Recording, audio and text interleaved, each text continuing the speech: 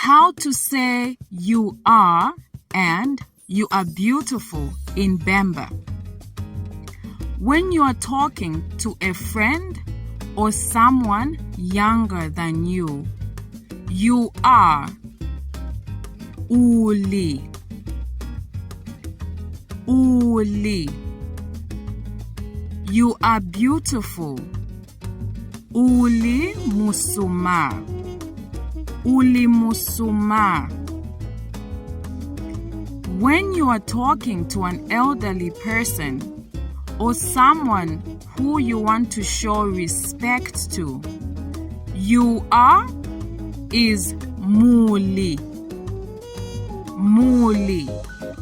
You are beautiful is muli basuma.